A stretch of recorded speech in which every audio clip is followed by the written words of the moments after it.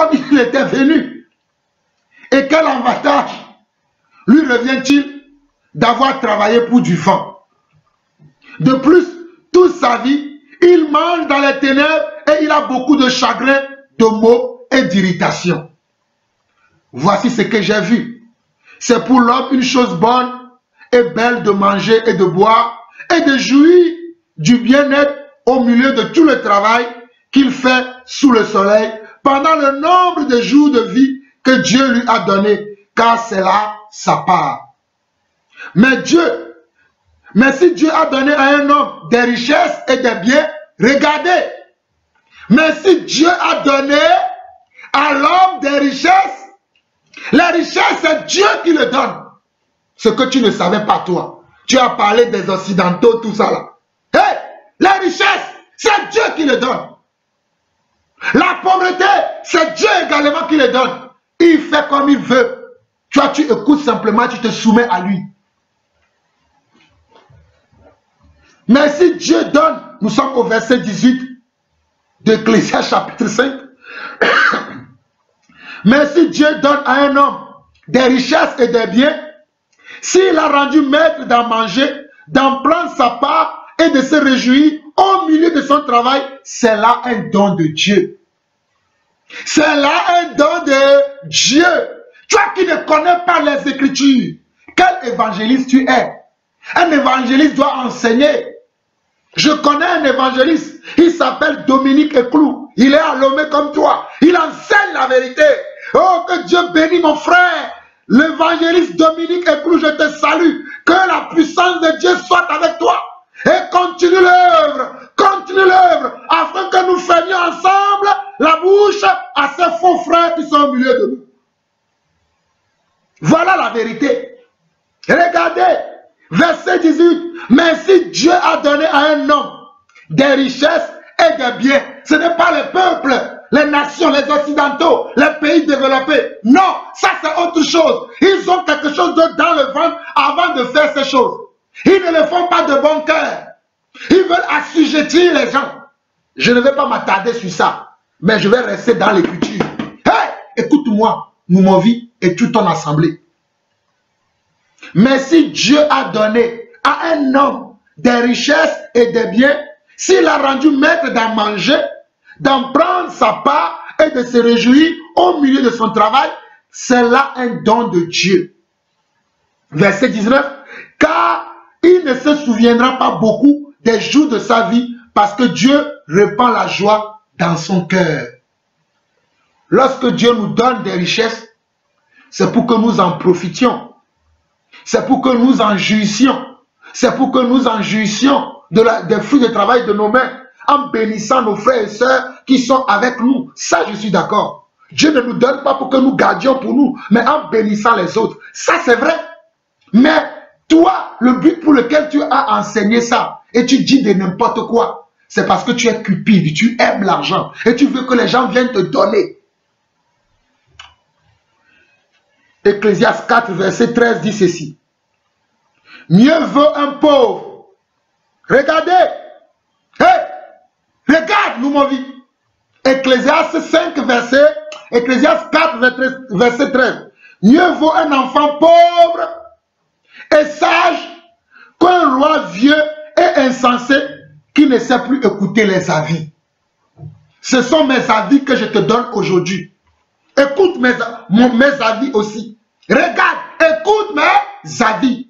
Regarde, mieux vaut un enfant pauvre et sage qu'un roi vieux et insensé qui ne sait plus écouter les avis. Mieux vaut un enfant pauvre. Mieux vaut un enfant pauvre et sage qu'un vieux et insensé qui ne sait plus écouter les avis. Mieux vaut cela. Mieux vaut cela. Ecclésiaste 9, verset 16. Ecclésiaste 9, verset 16. Et j'ai dit, la sagesse vaut mieux que la force. Cependant, la sagesse du pauvre est méprisée et ses paroles ne sont pas écoutées. Regardez, mieux vaut, et j'ai dit, la sagesse vaut mieux que la force. Parce que l'argent, les richesses, Il y a la richesse dans la connaissance. Il y a aussi la richesse dans la connaissance. Ceux qui pensent qu'ils savent tout. Ils jouent les connaisseurs, les grands savants. Ce sont des riches aussi. Mais regarde, et ça constitue une force pour eux. Ils se disent que je connais plus que celui-là. Je sais plus que celui-là. Donc je suis plus fort que lui. Moi, je ne suis plus fort que personne. Je suis juste une enveloppe qui cherche à faire la volonté de Dieu. C'est Dieu qui est fort. Moi, je suis faible. Et j'ai dit, la sagesse vaut mieux que la force. Ecclésiaste 9, verset 16. Et j'ai dit, la sagesse vaut mieux que la force. Cependant, la sagesse du pauvre est méprisée et ses paroles ne sont pas écoutées. La sagesse du pauvre est méprisée et ses paroles ne sont pas écoutées. Celui qui n'a pas beaucoup de connaissances, celui qui n'a pas de matériel, de richesse matérielle, de l'argent, des biens de ce monde, quand il parle, il est méprisé. Comme moi, je n'ai pas d'église. Comme moi, je ne vole pas les gens. Je ne triche pas. J'enseigne que la vérité, je suis pauvre pour vous. Mais je l'accepte. C'est la bénédiction de Dieu qui enrichit. Moi, j'accepte ma pauvreté. Comme je n'ai pas un hangar sur lequel j'ai amassé des gens pour les tromper tous les dimanches, pour les voler, pour leur dire de me ramener leurs dîmes et leurs offrandes. Pour vous, je ne suis pas serviteur de Dieu. Mais j'accepte. Volontairement, je l'accepte. Et quand je vous parle, vous me méprisez. Continuez à me mépriser. C'est ainsi qu'ils ont méprisé ceux qui nous ont précédés. C'est ainsi qu'ils ont méprisé Jésus de qui tu parles. C'est ainsi qu'ils ont méprisé les prophètes qui ont existé avant moi. Pourquoi pour moi ça va changer? Ça ne changera pas. C'est la même chose. Méprisez-nous. Nous acceptons volontairement vos mépris. Nous l'acceptons. Ecclésiaste 9, verset 16 dit ceci. Je relis encore une dernière fois pour vous. Et j'ai dit, la sagesse vaut mieux que la force. Cependant, la sagesse du pauvre est méprisée et ses paroles ne sont pas écoutées.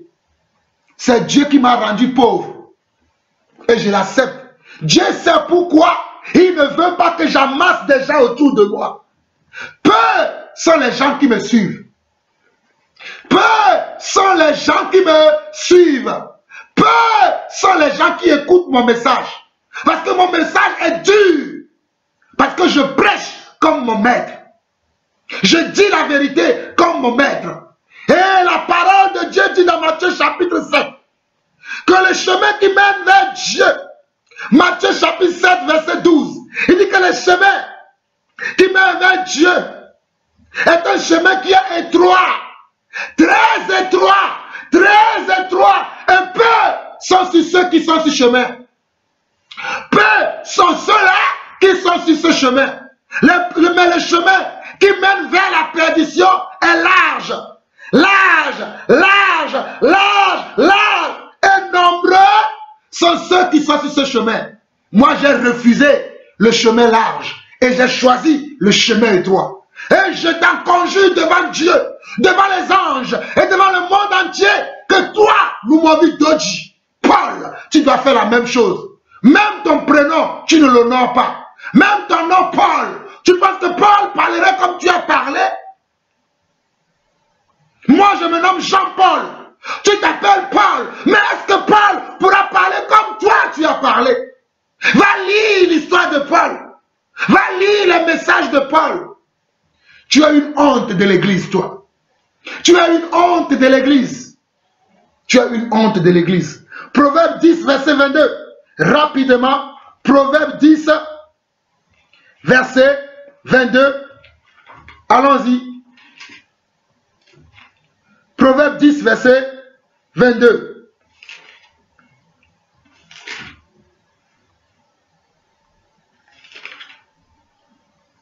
C'est la bénédiction de l'Éternel qui enrichit et il ne fait suivre de coin chagrin. C'est la bénédiction de l'Éternel qui enrichit. C'est la bénédiction de l'Éternel qui enrichit. Et ne fait suivre de quoi chagrin. Quand vous ne savez pas, fermez votre bouche. Et laissez nous qui savons, nous qui avons été mandatés, vous enseigner. Et après, vous serez aussi capables d'enseigner les autres. Voilà la vérité. Quand vous ne savez pas, fermez la bouche et taisez-vous. Et nous qui sommes appelés, nous allons enseigner. Et une fois que nous enseignons, vous pouvez venir récupérer ce que nous avons dit et aller enseigner aux autres. Vaut mieux pour vous de faire comme ça que de raconter des âneries, des choses qui ne sont même pas... Et quand je couche ces choses, j'aime mal. C'est la bénédiction de Dieu qui enrichit. Ne le sais-tu pas? C'est la bénédiction de Dieu qui enrichit. Dieu bénit les gens. Toi, tu dis qu'ils sont possédés. Tu es allé au-delà des Écritures. Hé, Noumovi, tu es allé au-delà des Écritures. Ta part sera retranchée dans le royaume des cieux. Je te le dis. Tu as retranché les Écritures, tu as ajouté. Hé! Bon, le cœur dit. Bon, le cœur dit.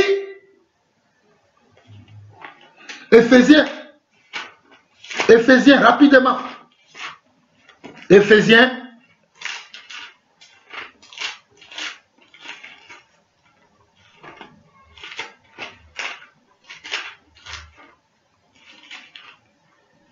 Chapitre 1, verset 3. Éphésiens chapitre 1, verset 3. Béni soit Dieu le Père de notre Seigneur Jésus-Christ, qui nous a bénis de toutes sortes de bénédictions spirituelles dans les lieux célestes en Christ. Béni soit Dieu, le Seigneur de notre frère Jésus-Christ, qui nous a bénis. Il nous a bénis. Quand quelqu'un naît de Dieu, quand quelqu'un naît d'eau et d'esprit, véritablement, pas en passant par la repentance, le baptême, et qu'il reçoit le Saint-Esprit, il n'y a plus aucune malédiction dans sa vie. À moins que cette personne commette le péché et vive dans le péché. Mais si tel n'est pas le cas, il n'y a plus aucune malédiction sur la vie de cette personne, selon ce verset. Éphésiens 1, verset 3.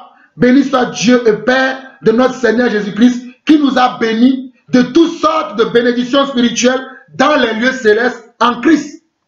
Dans les lieux célestes comment? En Christ. Romains. Toi qui dis qu'il y a, si quelqu'un est pauvre, si quelqu'un est pauvre, il est possédé. 1 Corinthiens chapitre 16.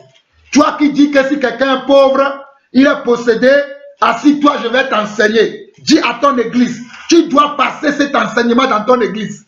Hé, mon vie, tu dois prendre cette vidéo, le mettre dans ton église, fais asseoir ton église et ensemble vous allez l'écouter. Et toute l'église et toi, à la fin de l'enseignement, vous vous repentez. Je te le dis. Tu dois le faire. Tu dois prendre cet enseignement. Tu dois faire asseoir ton église.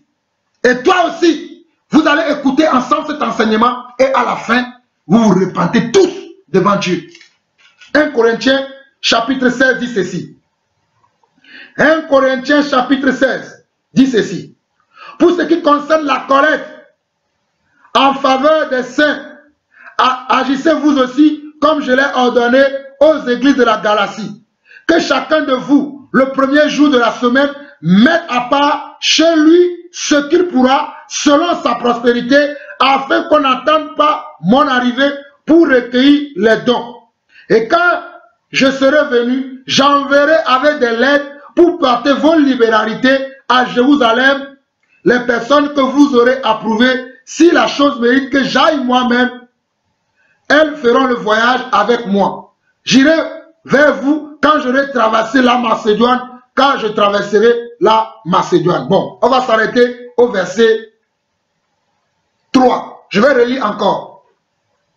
Pour ce qui concerne la collecte en faveur des saints, agissez vous aussi comme je l'ai ordonné aux églises de la Galatie que chacun de vous, le premier jour de la semaine, mette à part chez lui ce qu'il pourra, selon sa prospérité. Vous voyez que les gens n'avaient pas la même prospérité. Les gens n'avaient pas la même prospérité à l'époque des apôtres. Les gens n'avaient pas la même prospérité à l'époque des apôtres.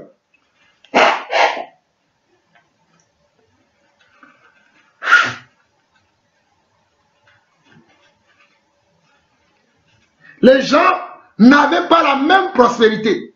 Dans l'église, au commencement, il y avait toujours eu des gens qui avaient de gros moyens et les gens qui avaient peu de moyens. Mais si quelqu'un a peu de moyens, cela ne veut pas dire qu'il est possédé. C'est que ceux qui en ont beaucoup puissent soutenir ceux qui en ont peu. Voilà pourquoi Dieu lui-même, il a fait les choses ainsi. Ça n'a rien à voir avec la malédiction. Ça n'a rien à voir, absolument rien à voir avec la malédiction. Je te ferme la bouche, Noumovi.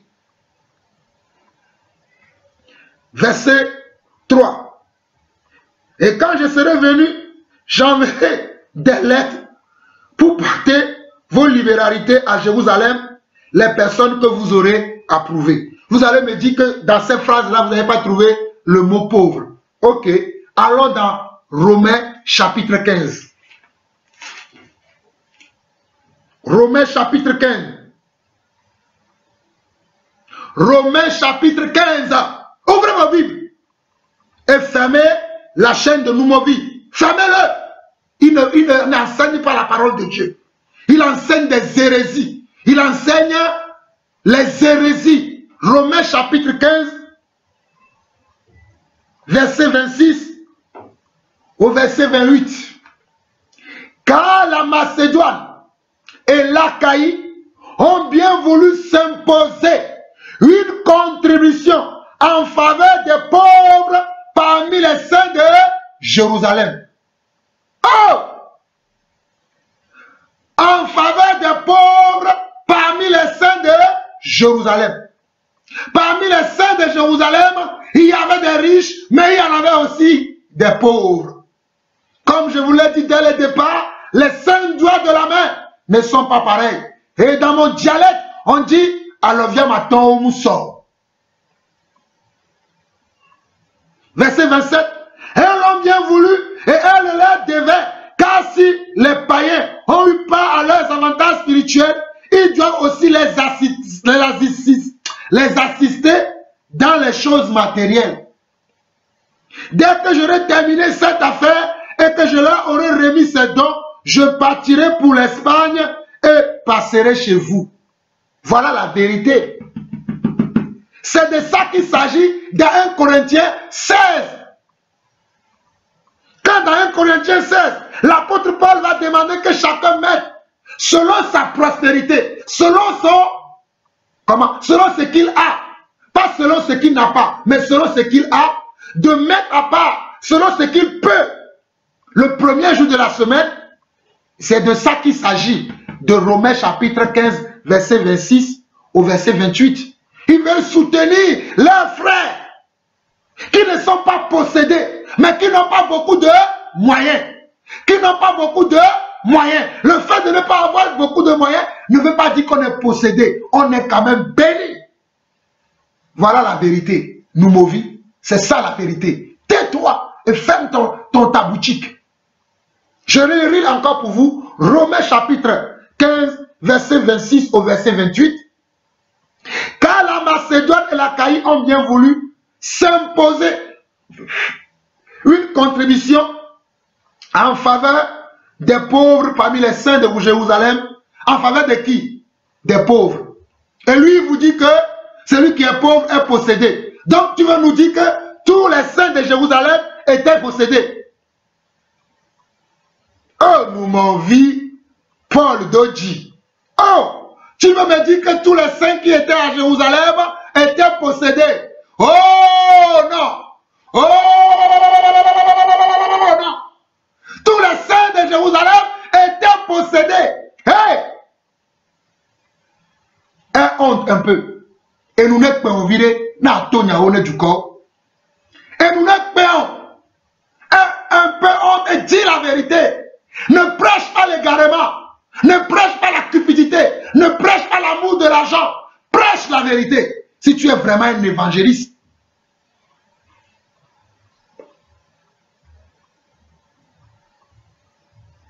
Verset 27 au verset 28. Et elles ont bien voulu. Et elles leur devaient. Car si les païens ont eu part à leurs avantages spirituels, ils doivent aussi les assister dans les choses matérielles. Dès que j'aurai terminé cette affaire et que je leur aurai remis ces dons, je partirai pour l'Espagne et passerai chez vous. Voilà la vérité. Proverbe 15, versets 16 à 17. Proverbe, allons-y rapidement. Proverbe 15, versets 16 à 17. Regardez, Proverbe 15, versets 16 à 17. Mieux vaut peu avec la crainte de l'Éternel qu'un grand trésor avec le trouble. Mieux vaut peu avec la crainte de l'Éternel qu'un grand trésor avec le trouble. Mieux vaut de l'herbe pour nourriture là où règne l'amour qu'un bœuf engraissé si la haine est là. Regardez. Proverbe 16, verset 17. Mieux vaut de l'herbe pour nourriture là où règne l'amour qu'un bœuf engraissé si la haine est là. Je répète encore. Mieux vaut de l'herbe pour nourriture là où règne l'amour qu'un bœuf engraissé si la haine est là. Vous qui enseignez pour de l'égarement, voici ce que j'ai pour vous. Nous allons écouter maintenant jusqu'à la fin et je vais revenir pour conclure avec d'autres passages bibliques pour soutenir la pensée de Jésus, la pensée de Dieu dans cet enseignement. Car ce monsieur enseigne des faussetés, de l'égarement. Soyez bénis, nous continuons la lecture jusqu'à maintenant, la fin, je ne vais plus couper.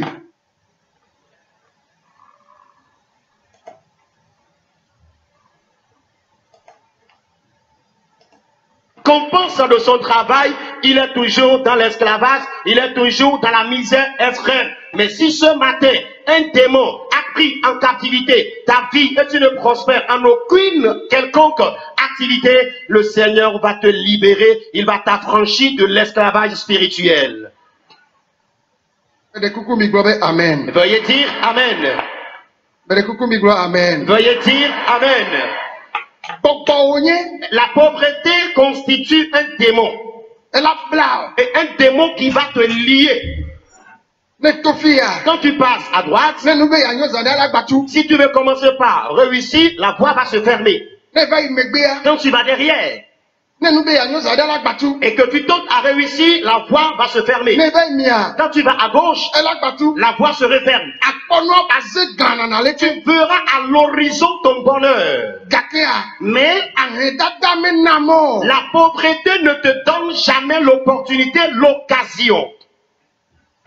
Mais je m'en vais te dire, Amen. La pauvreté va quitter totalement ta vie. Il y en a dans leurs rêves, ils ne font que voir des paillotes. Les paillotes dans lesquelles vous aviez vécu, tu te retrouves dans ces mêmes paillotes.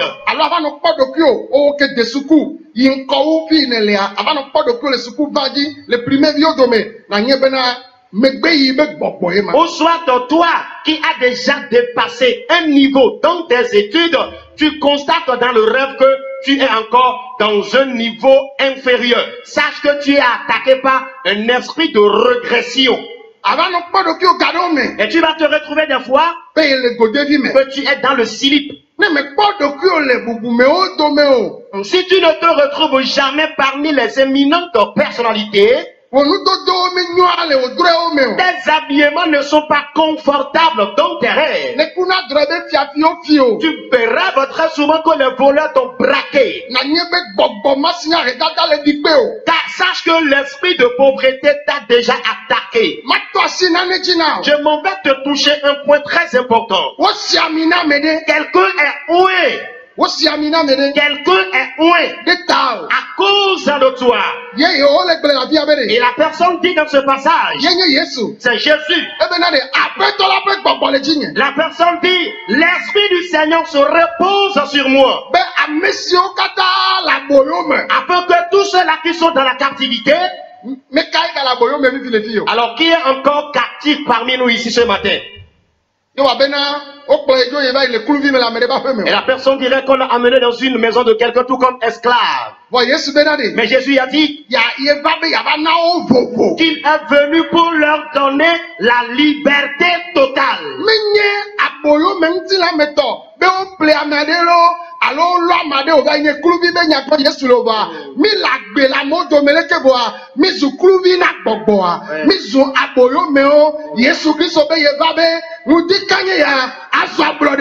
Amen. Dis grandement amen. Jésus-Christ dans ce texte biblique ici ne parle pas de l'esclavage physique ou quelqu'un qui a été acheté et entraîné dans une maison, la personne est livrée à toutes les corvées possibles. Non, nous vivons bien sûr dans un monde physique ici, mais sur le plan spirituel, nous sommes dans l'esclavage. C'est pourquoi rien ne va dans notre vie. Mais ce matin, on a oué quelqu'un et la personne va te libérer de cet esclavage. La pauvreté peut dominer toute une nation entière.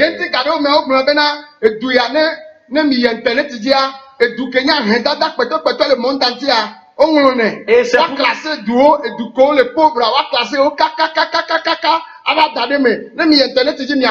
pourquoi très souvent si vous vous connectez et vous faites des recherches sur l'internet, vous verrez qu'on classe très souvent les pays extrêmement pauvres du rang croissant jusqu'au rang décroissant. Et je demande à savoir, arrive-t-on à chasser le démon de pauvreté? La réponse est oui, le démon de pauvreté sera totalement chassé. Une lourde et pesante onction est capable de le limoger dans ta vie.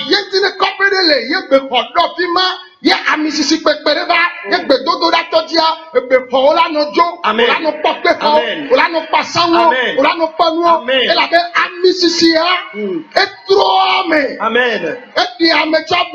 Amen.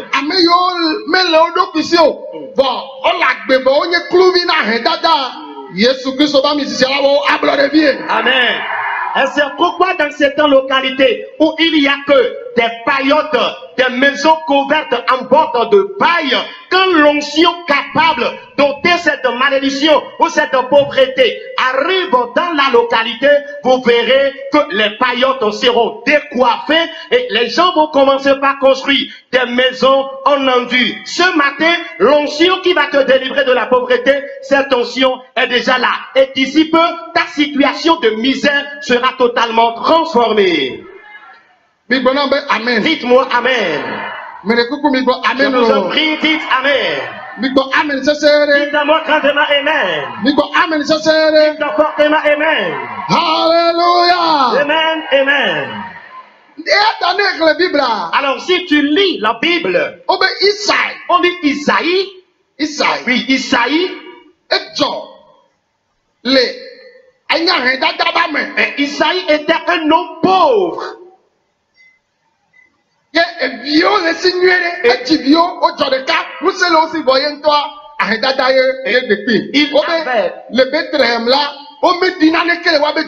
avait bel et bien des enfants, mais lui-même vivait dans la pauvreté extrême. Et on dit à Bethléem, sa famille était dans la misère inconsidérée. Alléluia. Amen.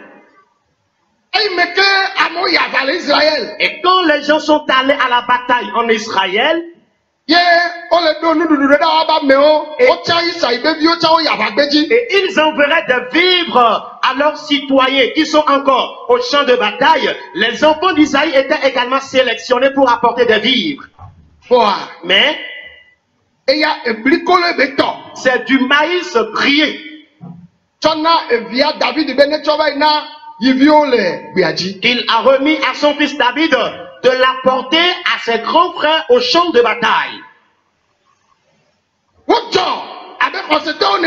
Ils sont nés en tant que chrétiens ou croyants.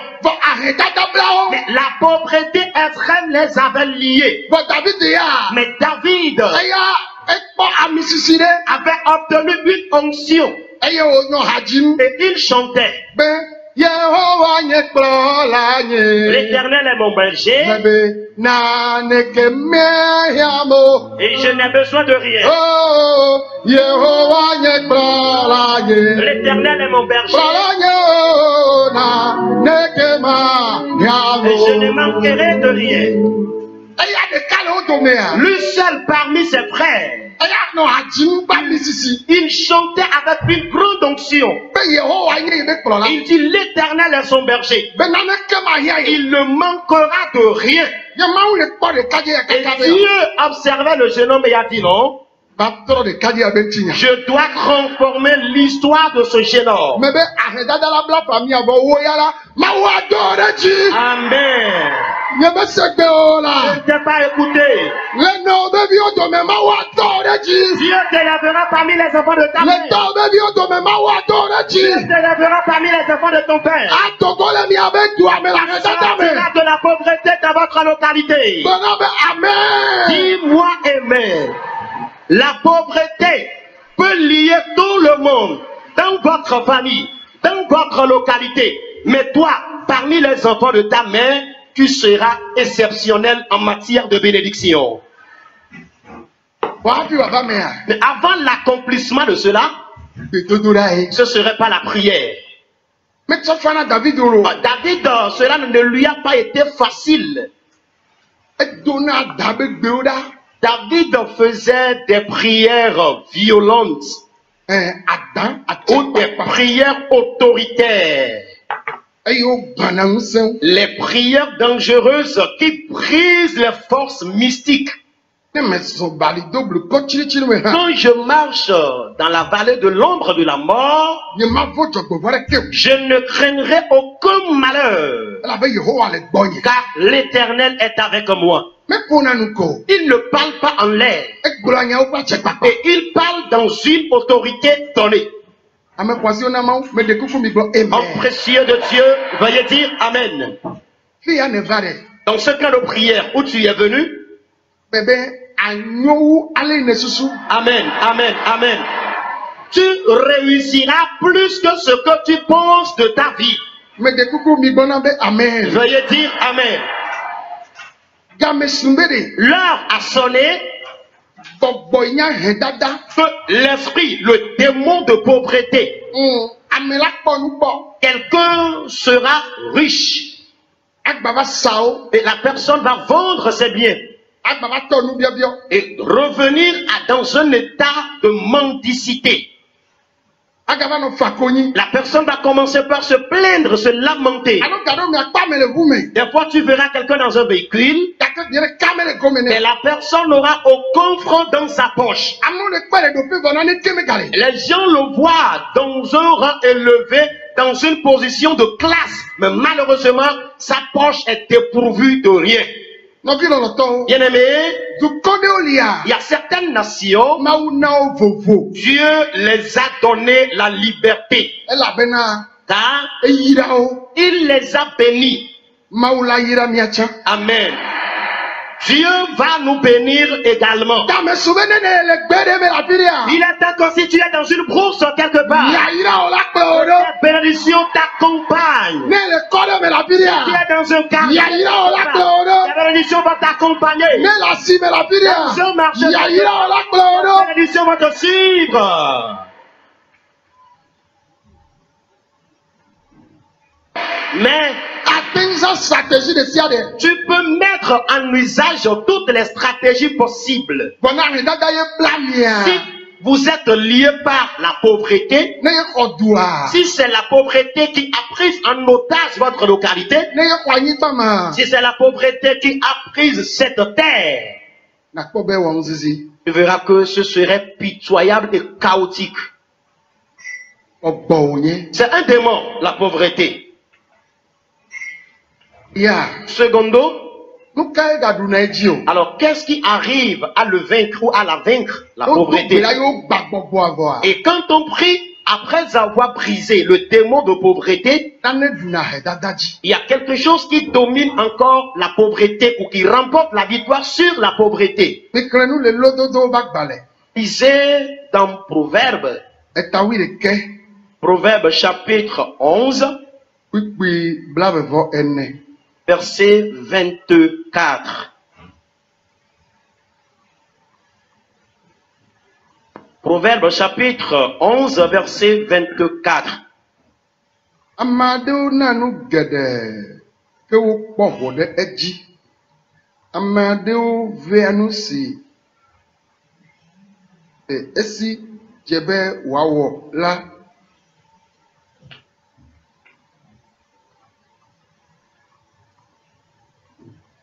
Hallelujah. Amen.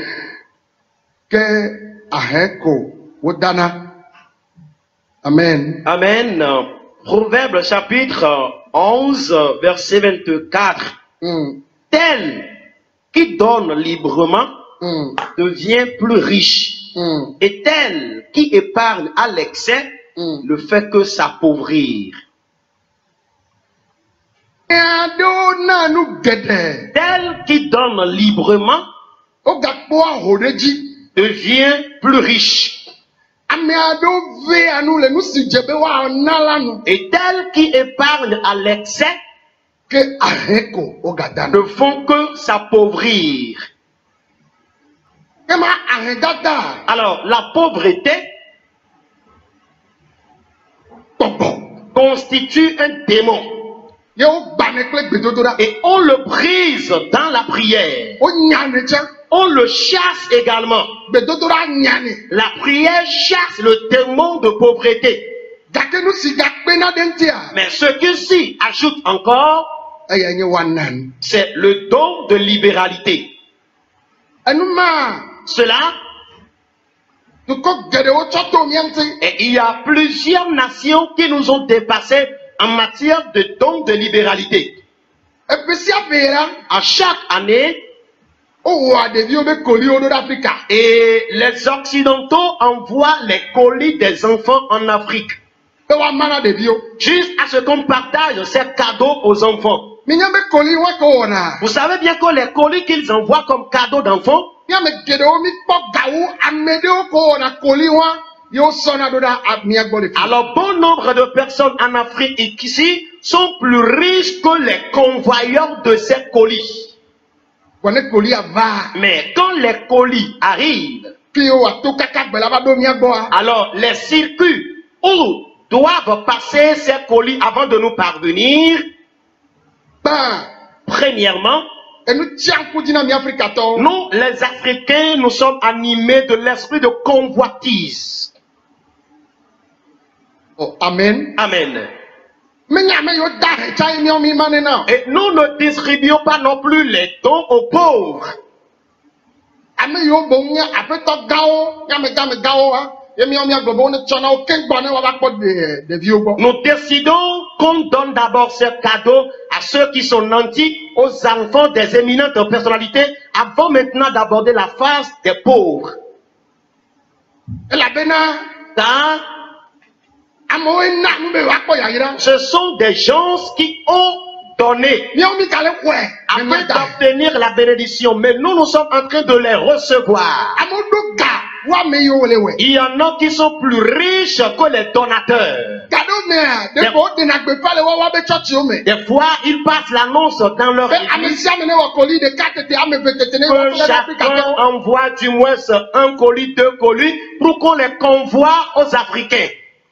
Ne mi xɔea, Et si nous recevons ces colis, edzidzɔ na mi. nous sommes contents.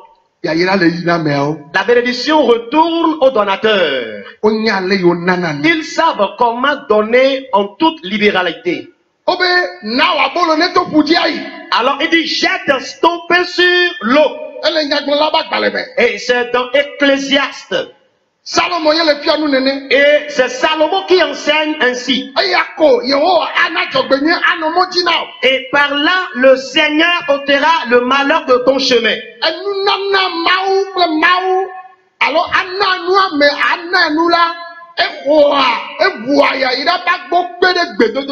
Le don de libéralité pour l'avancement de l'œuvre de Dieu, pour toute personne dans ce monde-là, ouvre des opportunités, ouvre beaucoup de portes de bénédiction dans la vie de l'homme.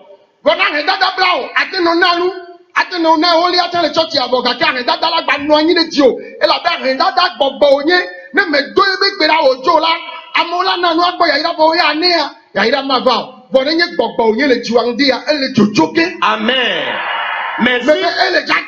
Amen. Si fortement, amen. Si tu es attaqué de l'esprit de pauvreté, tu vas aussi donner la dîme dans ta paroisse, tout comme les gens l'adorent. Tu vas aussi faire des dons de libéralité dans ton église, tout comme les gens. Les gens obtiendront de bénédictions, ils vont prospérer. Mais toi, bien que tu donnes dans ton église, au lieu d'évoluer, tu vas toujours régresser. C'est simplement parce que tu es lié d'un esprit de démon de pauvreté. Mais ce matin, quand ce démon le veuille ou pas, je dis, il sera chassé de ta vie. Amen. Amen. Oh, amen. Amen. Amen. Amen.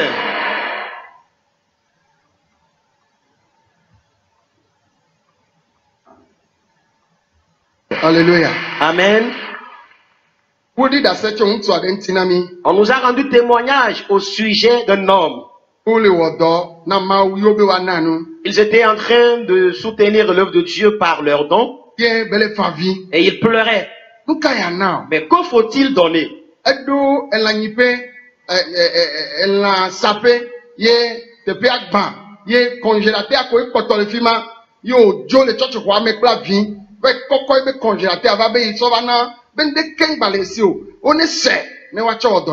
Alors il a ouvert une boutique de poissonnerie et il vend des poissons ou la viande là.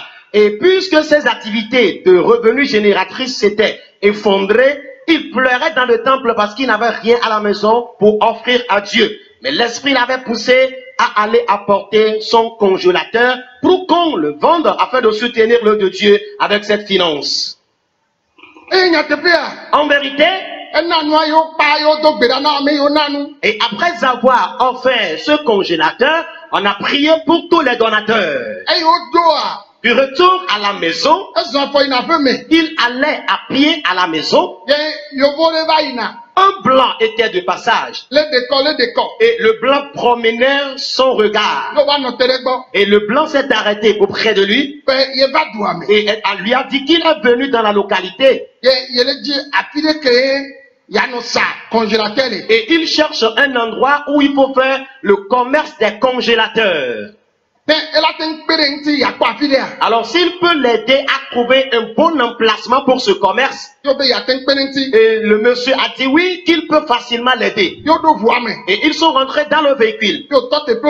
Il a commencé par lui chercher d'emplacement. Il a fait cela jusqu'au soir. Le lendemain, ils ont continué leur parcours.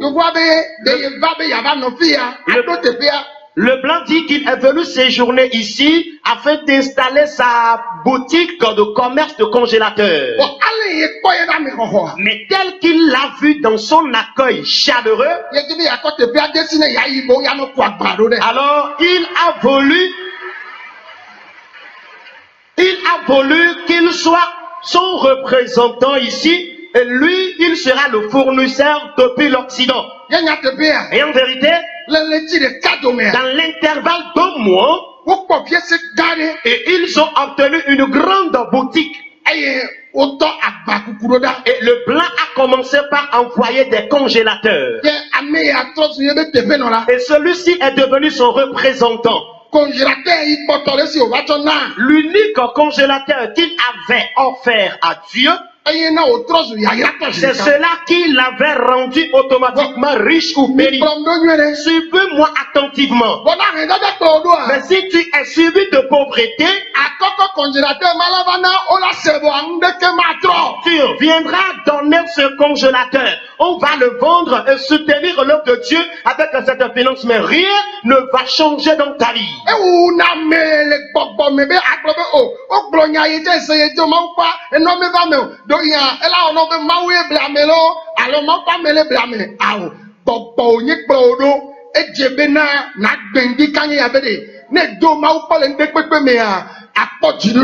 Amen.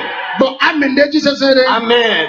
Et c'est un phénomène qui arrive souvent à l'homme et cela va te décourager. Et tu vas commencer par tenir des propos disant que tu as bien sûr faire des dons dans ton église. Mais au lieu d'avoir la bénédiction en contrepartie, tu as commencé par reculer en arrière. Tu as commencé par regresser. C'est parce qu'un démon a attaqué ta vie. Et le démon ne souhaite jamais que tu prospères dans tout ce que tu fais comme don de libéralité. Mais ce matin, ce démon sera brisé dans ta vie.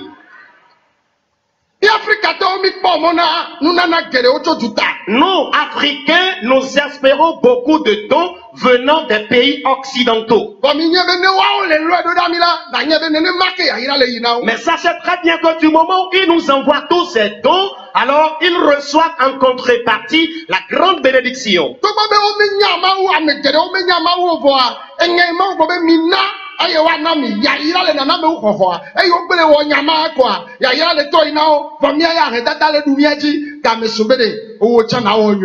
Amen. Puisqu'il ne connaît, il est temps que toi aussi tu fasses que Dieu fasse de toi une personne et qu'il chasse la pauvreté de ta vie. Aidez-moi à dire Amen. Bien sûr que les Occidentaux ne connaissent pas Dieu, mais le texte biblique qui dit il y a plus de bénédiction dans le donner que de recevoir, Dieu est en train d'attester ce passage biblique dans leur vie. C'est pourquoi quand ils font des dons de libéralité, ils reçoivent en contrepartie la bénédiction. Alléluia, alléluia, alléluia, alléluia, mes chers frères et sœurs. Je vous remercie d'avoir suivi jusqu'à la fin et cet enseignement. Vous voyez comment l'enseignement s'est coupé et nous ne nous ont pas montré la fin. Généralement, je ne sais pas si c'est ce qui s'est passé dans son église, mais généralement, à la fin des messages comme ça, parce que je l'ai vu déjà dans plusieurs églises. Mais il est un Dieu pesant. Généralement, comme je viens de vous le dire, dans certaines églises, à la fin des messages comme ça, on incite le peuple à tester Dieu, comme lui-même il a dit. Le but de ce genre de message, comme je viens de vous le dire, c'est pour inciter le peuple à donner à l'homme de Dieu. Le but de ce genre de message, comme vous venez de le suivre, est d'inciter le peuple à donner pour l'Église et non à donner pour Dieu. À donner pour l'Église. Et il a fait semblant de dire, oui, il est temps maintenant que toi aussi, tu sois libéral envers un frère ou envers une sœur. Mais je peux vous assurer que ce monsieur est très malin, il est rempli de la séduction. Et le but de son message, c'est que ses fidèles, les membres de son église, viennent donner dans son œuvre. Vaut mieux dire ça directement que de passer par toutes ces péripéties où il est passé pour vouloir amener les gens vers le point final et semer. Comme eux-mêmes ils disent, ils emploient toujours ce terme, venez tester Dieu en donnant quelque chose. Ce qui n'est pas dans la Bible. Les apôtres n'ont jamais demandé, écoutez-moi très bien, les apôtres n'ont jamais demandé à quelqu'un de venir tester Dieu en donnant. C'est les gens eux-mêmes qui sont touchés par les messages que prêchaient les apôtres et ils vendaient leurs biens et ils venaient déposer de l'argent aux pieds des apôtres Et les apôtres redistribuaient. Ils redistribuaient cet argent aux membres de l'église. Mais ce n'est pas ce que nous voyons de nos jours. Je vais faire cette petite parenthèse avant d'avancer, c'est très important. Actes, allons-y, Actes chapitre 2. Actes chapitre 2. Les gens disent n'importe quoi. Actes chapitre 2. Allons-y très rapidement. J'aimerais faire cette petite parenthèse avant d'aller plus loin. Actes chapitre 2. Nous lisons du verset 41 au verset 47. Tous ceux qui acceptaient sa parole furent baptisés et en ce jour-là, le nombre des disciples augmenta d'environ 3000 âmes. Ils persévéraient dans l'enseignement des apôtres, dans la communion fraternelle, dans la fraction du pain et dans les prières. La crainte s'emparait de chacun et il se faisait beaucoup de prodiges et de miracles par les apôtres. Tous ceux qui croyaient étaient dans le même lieu et ils avaient tout en commun. Ils avaient tout en commun. Je continue. Ils vendaient leurs propriétés et leurs biens et ils partageaient le produit entre eux tous selon les besoins de chacun. Vous avez vu? Ce n'est pas les apôtres qui ont demandé, venez tester Dieu en allant vendre vos biens matériels et venir nous donner de l'argent. Ce ne sont pas les apôtres qui l'ont demandé. Mais ils avaient tellement une certaine crainte de Dieu, une certaine intégrité de cœur, une certaine volonté à se soutenir les uns les autres, qu'ils ont décidé à avoir même leurs biens en commun. Voilà pourquoi certains parmi eux ont vendu leurs biens matériels, certains ont vendu leurs maisons, des champs, les biens qu'ils possédaient, et ils venaient, ils déposaient le revenu de ces montants-là devant les apôtres, et les apôtres redistribuaient cet argent à chacun, afin que tout le monde ait au moins quelque chose, qu'il n'y ait pas de pauvres, des indigents parmi eux, des gens qui manquent parmi eux. Mais ce n'est pas ce que nous voyons aujourd'hui dans les églises.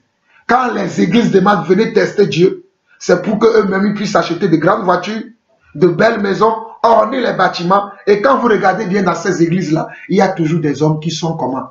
Qui demeurent dans le manque. Ils demeurent toujours dans le manque. Parce que les personnes qui conduisent ces assemblées n'ont pas à cœur d'aider les membres de leurs églises. Mais ce qu'ils ont à cœur de faire, c'est de s'enrichir eux-mêmes. Et c'est ce que ce monsieur fait. Mais il trompe la vigilance des gens. Mais il ne peut pas me tromper moi. Non, il ne peut pas me tromper moi. Moi, je suis très vigilant. Et j'ai le discernement. Actes chapitre 5 également. Lisons du verset 32 au verset 35. Actes chapitre 5. Actes chapitre 4 plutôt. Actes chapitre 4, verset 32 au verset 35. Actes chapitre 4, verset 32 au verset 35 dit ceci. La multitude de ceux qui avaient cru n'était qu'un cœur et qu'une âme. Nul ne disait que ses biens lui appartenaient en propre, mais tout était en commun entre eux. Les apôtres rendaient beaucoup de force témoignage de la résurrection du Seigneur Jésus. Et une grande grâce reposait sur eux tous, car il n'y avait parmi eux aucun indigent. Tous ceux qui possédaient des champs ou des maisons les vendaient, apportaient le prix de ce qu'ils avaient vendu et déposaient aux pieds des apôtres, et l'on faisait des distributions à chacun selon qu'il en avait besoin. Regardez, je relis encore, Actes chapitre 4, verset 32 au verset 35. La multitude de ceux qui avaient cru était qu'un cœur et qu'une âme. Nul ne disait que ses biens lui appartenaient en propre, mais tout était commun entre eux. Les apôtres rendaient beaucoup de force témoignage de la résurrection du Seigneur Jésus, et une grande grâce reposait sur eux tous, car il n'y avait parmi eux aucun indigent. Tous ceux qui possédaient des champs ou des maisons les vendaient, apportaient le prix de ce qu'ils avaient vendu et le déposaient aux pieds des apôtres. Et l'on faisait des distributions à chacun selon qu'il en avait besoin. Donc vous voyez, même au commencement de l'église, il y avait des gens qui avaient des besoins dans l'église. Donc quand il vous dit que quand quelqu'un est dans le besoin, quelqu'un est dans le manque, il est maudit, il est possédé, il ne connaît pas l'écriture. Il ne connaît pas les écritures. C'est parce qu'il ne pratique même pas les écritures que parce que dans leurs assemblées encore, il y a des personnes qui sont indigentes. Parce que si s'ils respectaient les Écritures telles que les apôtres l'ont fait, quand ils vont recevoir les dons qu'ils reçoivent dans leurs églises, bien évidemment, ils doivent se nourrir eux-mêmes, nourrir leurs épouses et les enfants. Mais ils doivent aussi penser que dans leurs assemblées, il y a également aussi des personnes qui sont dans le manque, qui sont dans le besoin. Ils doivent également penser que dans l'église, il y a des personnes qui n'ont pas beaucoup de moyens. Mais la plupart de ces hommes de Dieu, ce qu'ils font, c'est qu'ils achètent de grandes maisons. Hein? Ils achètent de grandes maisons, de grandes voitures, et ils ont plusieurs maisons. Certains même ouvrent des entreprises, mais ils s'en foutent des membres de leurs églises. C'est ça la vérité. Ils ne prennent pas soin des membres de leurs églises. Ils ne pratiquent pas la parole. Allez demander à cet homme de Dieu s'il a l'habitude dans son église de distribuer les dons qu'il reçoit dans l'église. Non. Il va aller voyager dans les avions première classe pour dire qu'il va aller prêcher et il va être fier de ça, que je voyage en première classe. Moi, quand je voyage souvent en mission, d'ailleurs, c'est moi-même qui paie le blé parce que je n'ai pas de dîmes ni des offrandes. Je n'en ai pas. Les gens peuvent vous témoigner. Je n'en ai ni de dîmes ni des offrandes. D'ailleurs, la dîme n'est plus d'actualité. Mais ces hommes-là, dans leurs églises, ils reçoivent encore de la dîme. Vous voyez? Et quand ils reçoivent tout cet argent, ce qu'ils vont faire, ils vont voyager dans les avions de première classe pour aller de ville en ville, hein, s'enorgueillissant eux-mêmes qu'ils sont en train de servir Dieu alors qu'ils sont en train de servir leur ventre et leurs intérêts. Et c'est ça qui est lamentable, c'est ça qui n'est pas appréciable et c'est ça que nous dénonçons. Il est temps maintenant que les églises marchent dans la volonté de Dieu. Il est temps maintenant que les églises enseignent la vérité de Dieu telle que les apôtres l'ont enseigné et telle que les apôtres l'ont manifesté. Il est temps maintenant. Nous ne pouvons pas nous laisser berner et tromper, abuser comme ça, sans rien dire. Nous ne pouvons pas laisser les hommes menteurs continuer à nous mentir, continuer à nous séduire par des paroles mielleuses comme ça. Une des choses que j'ai remarqué, comme lui-même il sait que c'est un mensonge qu'il est en train de dire, il va utiliser la ruse pour dire « je demande pardon, dites Amen ». Il le dit plusieurs fois, avec un ton vraiment mielleuse, pour séduire les gens. Mais de coucou, Amen. Mais de coucou, Amen. Non, ça c'est de la duplicité, c'est de la séduction. Ça on connaît, mais moi on ne peut pas me faire ça. Tu peux tromper les membres de ton église, mais voilà pourquoi Dieu m'a appelé apôtre, pour que je puisse voir ce qui se passe et en parler. Je suis un sentinelle dans l'église. Je suis un sentinelle dans l'église. Et Doji, nous m'en vit Paul, tu as assez menti au peuple. Tu as trop menti au peuple. Je t'interpelle aujourd'hui à te repentir, non seulement toi, mais aussi toute ton assemblée. Vous devez écouter cet enseignement-là, vous tous ensemble.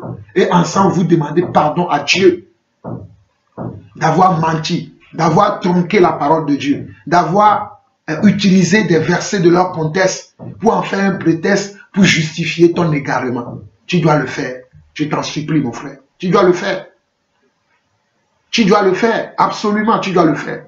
Si tu es vraiment un véritable serviteur de Dieu, tu dois comprendre que ce que je suis en train de te dire, ce n'est pas moi, Jean-Paul Lawson, qui te parle, mais c'est le Seigneur Dieu de qui tu dis que tu es serviteur qui te parle. Voilà la vérité. Et nous allons revenir sur la parole maintenant. Nous allons prendre encore quelques passages et je vais m'arrêter là aujourd'hui. Nous allons prendre quelques passages et je vais m'arrêter là après. Nous prenons Juge chapitre 6. Juge chapitre 6, nous allons lire le verset 15 si je ne me trompe pas. Juge chapitre 6, le verset 15 qui dit ceci. Juge chapitre 6, le verset 15 qui dit, Gédéon lui dit, ah mon Seigneur, avec quoi délivrerai-je Israël?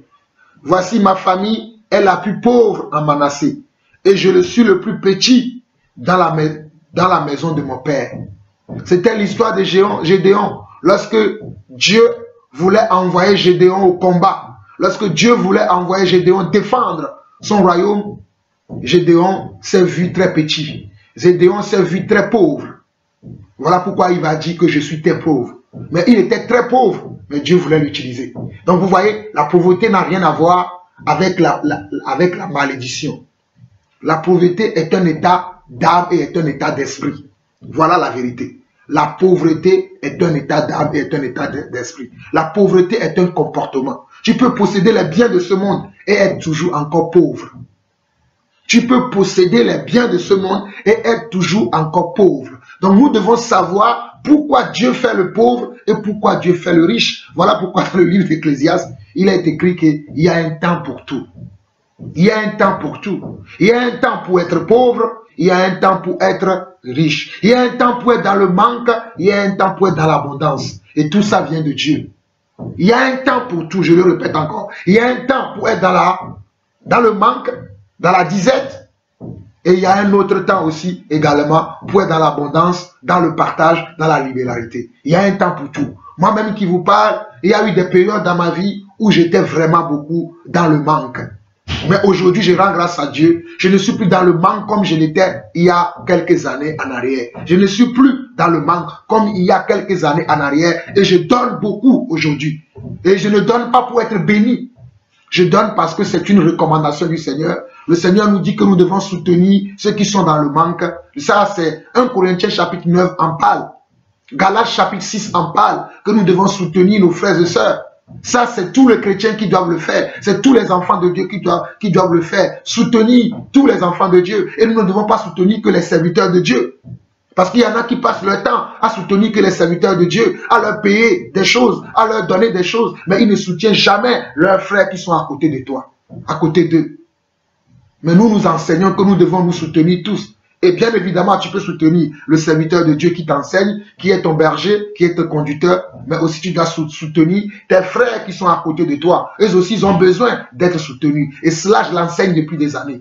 Et ceux qui me connaissent, ceux qui sont proches de moi, c'est que c'est la vérité. Voilà. Nous pouvons voir également dans Michée, avant d'aller dans Michée, nous pouvons voir 1 Samuel chapitre 18, le verset 23. 1 Samuel chapitre 18, le verset 23 qui dit ceci. 1 Samuel 18, verset 23 qui dit: les serviteurs de Saül répétèrent ces paroles aux oreilles de David. Et David répondit: croyez-vous qu'il soit facile de devenir le gendre du roi? Moi, je suis un homme pauvre et de peu d'importance. Moi, je suis un homme pauvre et de peu d'importance. David était un homme pauvre. Il n'avait rien, mais il avait les bénédictions de Dieu. Dieu était avec lui. Voilà pourquoi David a dit: le roi Saül qui me donnait sa fille en mariage, est-ce que je pourrais payer la dot qu'il va me demander? Est-ce que j'aurai la capacité de le payer? Et si vous lisez la suite de ce passage, vous allez voir que le roi là était cupide et le roi là voulait même tuer David. Il voulait la mort de David. Il va demander à David de lui apporter 100 prépuces. Et vous savez que Dieu était avec David et David a pu amener au roi Saül tout ce qu'il avait demandé. David a pu amener tout ce que le roi avait demandé. Nous pouvons voir également dans 1 Samuel 9, verset 21, 1 Samuel 9, verset 21, Saül lui-même, lorsque Dieu l'avait appelé, il sortait aussi d'une famille plus petite, plus pauvre, mais Dieu l'avait appelé et Dieu l'avait nommé roi. Donc Saül répondit: ne suis-je pas benjamite, de l'une des plus petites tribus d'Israël, et ma famille n'est-elle pas la moindre de toutes les familles de la tribu de Benjamin? Pourquoi donc me parles-tu de la sorte? Lui-même aussi venait d'une famille comment? Plus misérable, la moindre de toutes les familles de son royaume. Mais Dieu a pu le choisir comme roi. Donc Dieu fait chaque chose belle en son temps. C'est Dieu qui fait chaque chose belle en son temps. Ce n'est pas nous qui provoquons Dieu. Quand j'entends souvent les gens provoquent Dieu en donnant. Oui, ça peut arriver. Et même ça, quand ça t'arrive, c'est Dieu qui met cela en ton cœur. Ce n'est pas un homme qui va te pousser. Même quand tu vas sentir dans ton cœur que Dieu te pousse à bénir un frère, à bénir une soeur, cela ne vient pas de toi. Parce que la Bible dit que Dieu produit en nous le vouloir et le faire. C'est Dieu qui produit en nous le vouloir et le faire. Ne crois pas que cela vient de toi-même, de ta personnalité, mais c'est Dieu qui produit en toi ce désir de vouloir donner, de vouloir soutenir, de vouloir aider quelqu'un. C'est Dieu qui produit en toi ce vouloir et ce faire. C'est Dieu qui le produit. Tu comprends? Donc aucun homme ne peut dire que c'est lui qui fait lui-même ses œuvres. Non, tout ce que nous faisons vient de lui. Tout, absolument tout. Voilà pourquoi nous devons dire tout est grâce. Parce que c'est par la grâce de Dieu que nous voyons toutes ces choses et que nous les pratiquons. Cela ne vient pas de nous-mêmes. Qui sommes-nous? Même ce que je vous partage ce matin, cela ne vient pas de moi, mais c'est Dieu qui a mis cela dans mon cœur. Il m'a dit, va redresser mon église, va parler à mes enfants, va parler à mes serviteurs, parce que beaucoup d'entre eux sont en train de sortir de ma volonté. Voilà la vérité. Alors ne regardez pas moi. Moi, je ne suis qu'un enveloppe, mais regardez, c'est lui qui m'envoie. Alléluia. Alléluia. Alléluia. Et nous pouvons regarder également, Exode 4, le verset 10. Exode 4, le verset 10. Moïse dit à l'Éternel, ah Seigneur, je ne suis pas un homme qui ait les paroles faciles. Et ce n'est ni d'hier, ni d'avant-d'hier, ni même depuis que tu parles à ton serviteur, car j'ai la bouche et la langue embarrassées. Regardez, Moïse était quelqu'un qui ne pouvait pas parler. Et Moïse était quelqu'un qui n'avait pas le verbe facile. Mais Dieu l'a choisi pour aller parler de sa part. Dieu l'a utilisé comme un instrument puissamment même. Je ne pense pas que ce monsieur qui se nomme l'évangéliste Lumovi a au moins même 10% de la grâce et de comment Dieu a utilisé Moïse. Je ne le pense pas.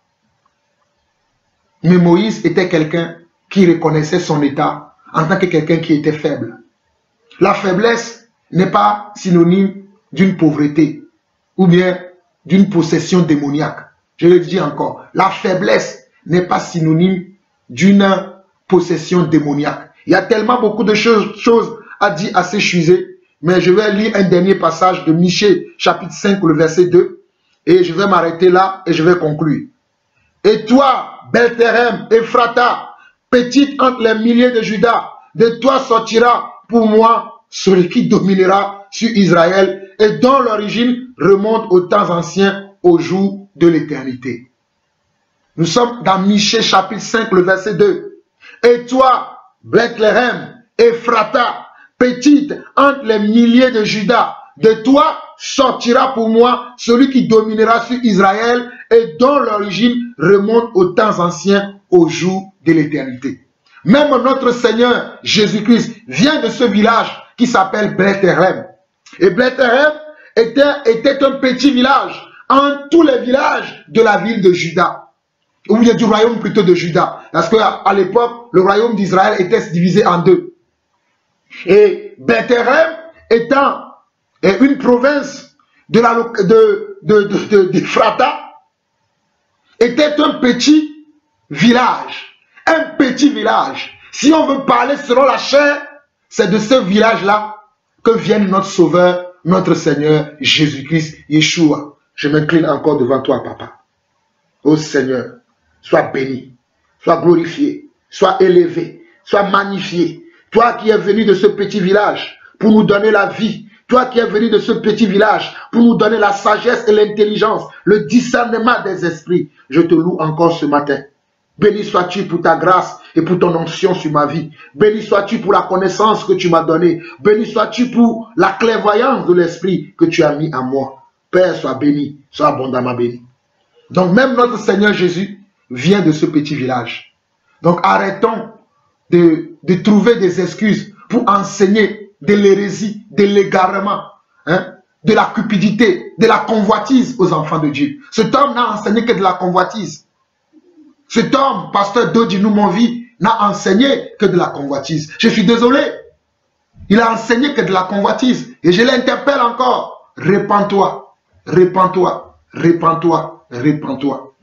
Alors, j'ai noté quelques phrases pendant que j'écoutais encore ensemble avec vous. Certaines phrases, il y en avait beaucoup, mais j'ai noté certains pour faire des petits commentaires dessus avant de conclure cet enseignement. Qui est un enseignement de redressement, de correction, parce que la Bible dit dans 2 Timothée 3,16 que toute écriture est inspirée de Dieu. Toute écriture est inspirée de Dieu pour corriger, pour reprendre, pour censurer, afin que l'homme de Dieu soit parfait dans l'œuvre de Dieu. Et mon désir et le désir de Dieu, c'est que mon vie soit parfait dans son œuvre. Non pas que lui seul, mais tous les membres de son assemblée et tous les pasteurs qui vont se reconnaître dans la même posture que ce pasteur Dodji Noumovi Paul. Alors je l'ai entendu dire que la pauvreté est un démon. Et cela c'est faux, je l'ai déjà prouvé. Je l'ai entendu dire que une personne qui est pauvre, comme il est possédé par un démon, peu importe ce qu'on peut lui donner, on peut lui donner des milliards, des centaines de milliards, mais il redeviendra toujours pauvre et il s'adonnera à la mendicité. Je l'ai entendu dire aussi que David faisait des prières dangereuses, des prières de combat, des prières de ceci ou de cela, pour pouvoir être l'homme qu'il était, pour pouvoir être l'homme béni qu'il était. Cela aussi c'est faux. C'est Dieu qui a rendu David prospère en son temps. Ce n'est pas parce que David faisait des prières, des prières, des prières. Voilà pourquoi vous allez voir que dans ces églises, ils vont vous inviter à venir des prières dangereuses pour les changements dans votre vie. Remarquez vous-même que depuis que vous faites cette prière-là, est-ce que vos vies sont changées? Est-ce que vos vies ont changé? Non. Si vous regardez bien dans ces églises, malgré ce genre de prières que vous faites depuis des années et depuis des années, vos vies sont restées pareilles. Parce que Dieu n'y est pas dans ces choses. Normalement, ce monsieur devait parler dans cet enseignement. Il devait parler du péché. Il devait appeler les hommes à se repentir. Mais si vous avez vu, dans tout son message, il n'a pas parlé du péché. Il n'a pas parlé du péché. Il a parlé que des bénédictions. Il a parlé que de la richesse. Il n'a pas en un seul moment évoqué le péché. Mais qu'est-ce qui nous empêche de vivre les merveilles de Dieu, les bénédictions de Dieu? Ce sont nos péchés. Ce sont nos péchés qui nous empêchent de vivre les bénédictions de Dieu, qui nous empêchent de vivre la gloire de Dieu, la grâce de Dieu. Mais le monsieur là n'a pas parlé du péché. Il n'a pas parlé du péché. Vous voyez-vous comment on nous trompe, comment on nous ment? Il n'a pas parlé du tout du péché. Il a parlé que des bénédictions. Voilà pourquoi quand les gens viennent à Christ, ils sont frustrés. Parce qu'on ne leur a pas prêché le vrai message. On leur a prêché le message de la prospérité. Le message que tu viens à Christ, tu seras riche. Mais non, quand tu viens à Christ, tu deviens pauvre. C'est ça la vérité. Quand tu viens à Christ, Dieu te dépouille de ta richesse. Que ce soit ta richesse intellectuelle, que ce soit ta richesse matérielle, financière, Dieu te dépouille de ça. Voilà ce que Dieu fait. Mais ces hommes ne prêchent pas ça. Et il te dit, viens à Christ. Il va te faire, comme tu es pauvre, tu deviendras riche. C'est ça ce qu'ils prêchent. Mais nous ne prêchons pas ça. Nous prêchons le contraire. Quand tu viens à Christ, tu es dépouillé. Dieu te dépouille. Regardez le temps que je perds pour parler. Presque 3 heures. C'est comment? C'est un dépouillement. Je pouvais prendre ces 3 heures-là pour aller faire autre chose. Mais Dieu me dépouille de ma vie. Je n'ai plus de vie. Si je vis, c'est Christ qui vit en moi. Et je peux vous donner plusieurs exemples. Mais voilà pourquoi ces hommes-là ne parlent pas de Jésus. Ils parlent de leur propre chef. Ils ne présentent pas Jésus. Il va parler aussi que si la pauvreté a atteint une nation, un pays, un village, peut-être une ville ou même ta ville natale, tu peux utiliser toutes les stratégies, mais tu seras toujours dans la pauvreté. Tu seras toujours dans la pauvreté en disant ça. Parce qu'il est en train de convoiter les autres pays. Il dit, parce qu'il est en train de faire une comparaison entre les pays modernes ou bien entre les pays développés et les pays en voie de développement ou les pays en sous-développement. Je l'ai expliqué dès le départ. C'est vrai qu'il y a certaines assemblées dans des pays occidentaux qui aident souvent les pays en sous-développement ou les pays en voie de développement. Et ils le font avec bon cœur. Je ne parle pas de cela, mais je parle des nations qui ont à cœur de voler les pays en voie de développement ou les pays en sous-développement qui, soi-disant, ils sont en train de les aider, mais leur seul but, c'est de voler les ressources minières, les ressources qui sont dans ces pays-là. C'est ça qu'ils ont fait soif de ces ressources-là. Mais ils vont faire semblant, nous vous avons donné de telles choses, et en contrepartie, donnez-nous de telles choses. Ça, ce n'est pas la bénédiction de Dieu. Ce n'est même pas le don de libéralité. Ça, c'est quelque chose que tu as donné pour un intérêt. Je ne parle pas de ça. Mais par contre, je félicite et j'encourage encore les organismes et même les assemblées qui soutiennent les pays en voie de développement par des biens matériels, pas des matériels, certains envoient des habits, de la nourriture, certains donnent même de l'argent, certains aident même certains à construire des maisons un peu plus appropriées là où ils sont, à avoir de l'eau, à avoir de quoi subvenir à leurs besoins. Nous encourageons de tels actes. Nous l'encourageons. Que le Seigneur bénisse de telles personnes qui font de telles choses. Nous aussi, nous l'encourageons et nous aussi, nous le faisons également. Nous bénissons le Seigneur. Nous bénissons le Seigneur. Et la dernière chose que je vais dire, il va dire que les Africains sont dans la convoitise. Mais je vais dire que la convoitise n'est pas africaine. La convoitise, c'est toutes les nations qui sont dans la convoitise. La convoitise, c'est toutes les nations qui utilisent la convoitise. Les Occidentaux utilisent la convoitise. Les pays les pays développés utilisent la convoitise aussi. Donc arrêtez de dire n'importe quoi. Il n'y a pas que les Africains qui sont dans la convoitise. La convoitise étant un esprit, ça je suis d'accord, la convoitise étant un esprit qui nous amène à désobéir à Dieu, à pécher contre Dieu. Cela, c'est le monde entier qui est là-dedans. Ce n'est pas que les Africains. Nous m'en dit du Paul, tu te trompes. Tout le monde entier est possédé par la convoitise.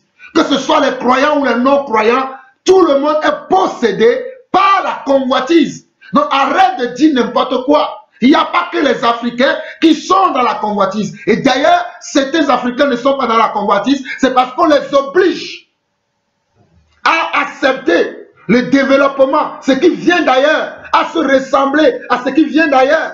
Et d'ailleurs, ce n'est pas tous les peuples, toutes les nations qui aiment cela. Je l'ai dit dans le commencement, qu'il y a certains peuples qui refusent la civilisation moderne.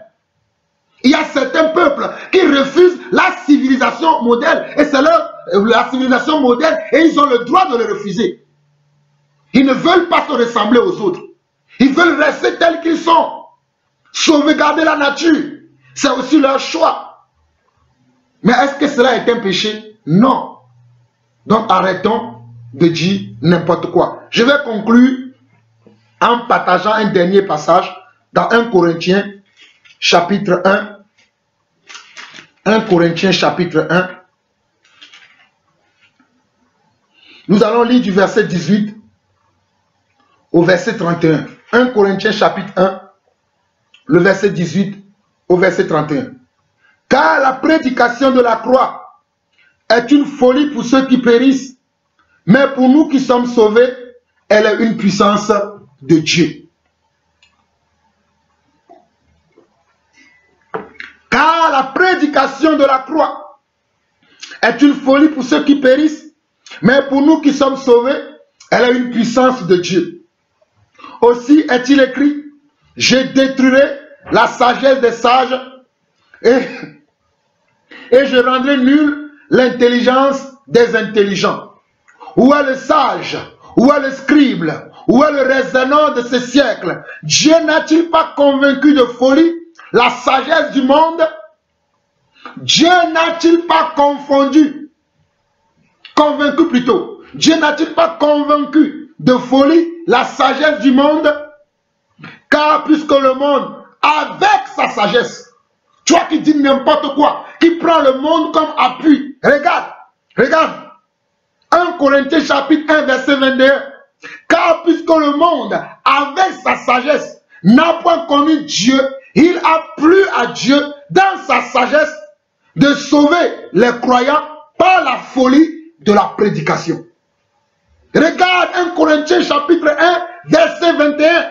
Car puisque le monde, avec sa sagesse, n'a point connu Dieu, il a plu à Dieu, dans sa sagesse, de sauver les croyants par la folie de la prédication. Les Juifs demandent des miracles et les Grecs cherchent la sagesse. Voilà ce que les hommes cherchent. Les Juifs demandent des miracles. Et les Grecs cherchent la sagesse. Les Grecs, ce sont les païens. Nous, les païens, nous cherchons la sagesse. Nous cherchons comment? La sagesse. Les Juifs, à leur temps, ils demandaient des miracles. Jésus a fait ce miracle, mais ils n'ont pas cru. Comme vous, les païens, nous demandons la sagesse. Dieu a donné la sagesse, mais également nous ne croyons pas. Nous demeurons encore dans l'incrédulité. Verset 23. Nous prêchons Christ. Christ crucifié. Scandale pour les Juifs et folie pour les païens. Alléluia. Moi je prêche Jésus-Christ crucifié. Nous prêchons Jésus-Christ crucifié qui t'ordonne d'arrêter le péché, qui t'ordonne d'arrêter la cupidité. Nous m'avons dit Paul, arrête la cupidité. Tu es un évangéliste cupide et tu mens au peuple de Dieu. Tu les trompes, tu les séduis par des paroles mielleuses. Mais Dieu m'a mis devant vous. Et j'interpelle tous les pasteurs du Togo qui sont dans la même posture que toi. Et que quand vous faites vos erreurs, quand vous faites vos choses, sachez que moi, Jean-Paul Lawson, je suis là. Sachez que moi, Jean-Paul Lawson, je suis là pour vous montrer que vous êtes dans l'égarement. Quand vous êtes en train de dire n'importe quoi aux enfants de Dieu, quand vous enseignez pour l'égarement, vous parlez dans vos enseignements des choses qui n'ont rien à voir avec la parole de Dieu, sachez que moi, je reviendrai toujours sur vous. Sachez-le maintenant. Je ne vous laisserai pas dire n'importe quoi aux enfants de Dieu. Je ne vous laisserai pas. Je vous préviens. Je ne vous laisserai pas. Sinon, tuez-moi. Même si vous me tuez, Dieu suscitera encore quelqu'un d'autre. La preuve, mes prédécesseurs ont été tués. Mais moi, je suis là aujourd'hui. Donc, sachez que peu importe ce que vous allez faire, la vérité de Dieu sera toujours prêchée. Prêchez contre le péché. Prêchez contre comment? Les choses qui sont au milieu de nous. La convoitise, l'orgueil de la vie, la gourmandise, l'adultère, l'impudicité, l'amour de l'argent, le mensonge, le vol, le viol. Prêchez contre ces choses dans vos assemblées. Au lieu d'inviter les gens à dire venez, vous qui êtes pauvres, Dieu va vous rendre riche. Où vous avez vu ça? Où vous avez vu ça? Dans la Bible, nous prêchons Christ crucifié, qui nous demande de crucifier notre chair, de ne pas aimer la chair et de ne pas aimer les désirs de la chair. Car la chair a des désirs qui sont contraires à Dieu. Et Dieu aussi en a des désirs qui sont contraires à ceux de la chair. Ils sont opposés entre eux. Ils font une guerre. La chair veut ceci, l'esprit veut cela. La chair veut ceci, l'esprit... Ils sont opposés entre eux. De telle sorte que tu ne fais pas le bien que tu désires faire.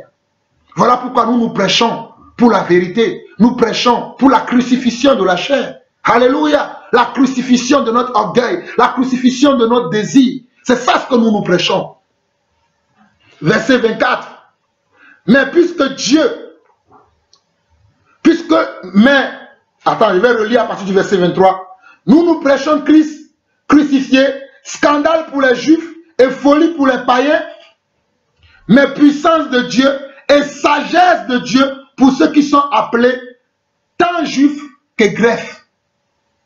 Tant Juifs que Grecs. Mais puissance de Dieu, verset 24 de 1 Corinthiens chapitre 1. Mais puissance de Dieu et sagesse de Dieu pour ceux qui sont appelés tant Juifs que Grecs. Qu'on soit Juif ou Grec, c'est Dieu qui nous a appelés. Alléluia. C'est Dieu qui m'a appelé. Moi qui viens d'une famille où mon père a eu plusieurs enfants. Je suis l'avant-dernier de mon père et l'avant-dernier de ma mère. Ma mère a eu 3 enfants avec. Dans toute sa vie là, elle a eu 3 enfants. Mon père a eu, je crois, 17 ou 18 enfants. Si mes souvenirs sont bons. Mais je suis l'avant-dernier de mon père. Mais Dieu m'a choisi. Alléluia. Dieu m'a choisi. Mon père s'appelait Samuel Boevi Abalo Lawson. Voilà le nom de mon père. Et mon arrière, ou bien mon grand-père s'appelait Daniel Latevi Lawson. C'était ça, mon grand-père. Regardez le nom de ces personnes. Voilà. Je rends grâce à Dieu pour ces personnes. qui m'ont mis au monde. Je ne sais pas qui t'a mis toi au monde. Cherche qui t'a mis au monde pour avoir l'histoire de ta famille. C'est très important. Je continue. Verset 25. Car la folie de Dieu est plus sage que les hommes et la faiblesse de Dieu est plus forte que les hommes. Tu as compris? Je ne pense pas que tu as compris, je répète. Car la folie de Dieu est plus sage que les hommes et la faiblesse de Dieu est plus forte que les hommes. La faiblesse, la pauvreté est synonyme de faiblesse.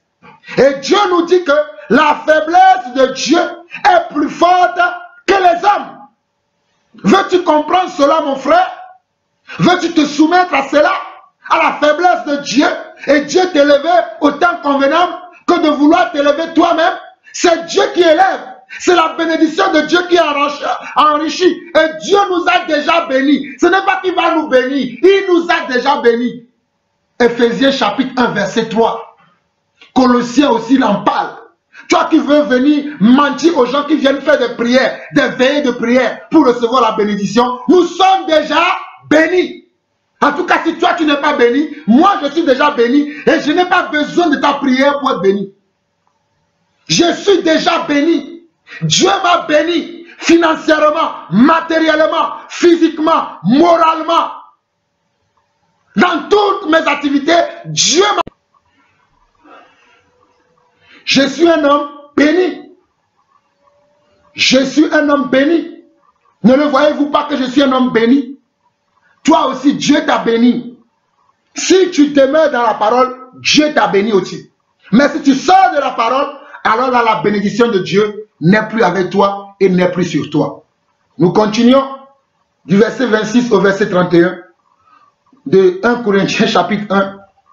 Considérez, frères, que parmi vous qui a été appelé, il n'y a ni beaucoup de sages selon la chair, ni beaucoup de puissants, ni beaucoup de nobles. Mais Dieu a choisi les choses folles du monde pour confondre les sages. Regardez, Dieu a choisi les choses folles du monde pour confondre les sages. Dieu a choisi les choses faibles du monde pour confondre les fortes. Et Dieu a choisi les choses viles du monde et celles qu'on méprise, celles qui ne sont point, pour réduire à néant celles qui sont, afin que personne ne se glorifie devant Dieu. Or, c'est par lui que vous êtes en Jésus-Christ, par la volonté de Dieu, a été fait pour nous sagesse, justice, sanctification et rédemption. Afin que, comme il est écrit, que celui qui se glorifie dans le Seigneur. Afin que celui qui se glorifie dans le Seigneur. Moi, je me glorifie dans le Seigneur. Je ne suis rien moi-même. Je suis un tonneau vide. Une enveloppe vide, mais remplie de la sagesse et de l'intelligence de Dieu. Rempli de la connaissance de Dieu, rempli de l'amour de Dieu, rempli de la sagesse de Dieu, rempli de la vie de Dieu. Alléluia. C'est ça la vérité. 1 Corinthiens chapitre 1, verset 26, jusqu'à la fin. Considérez, frères, que parmi vous qui avez été appelés, il n'y a ni beaucoup de sages selon la chair, ni beaucoup de puissants, ni beaucoup de nobles. Regardez. Parmi nous qui sommes appelés, il n'y a ni beaucoup de puissants. Si on va parler selon la chair, mais vous m'avez dit que c'est une malédiction. Est-ce que c'est lui que je dois croire ou ce sont les Écritures que je dois croire?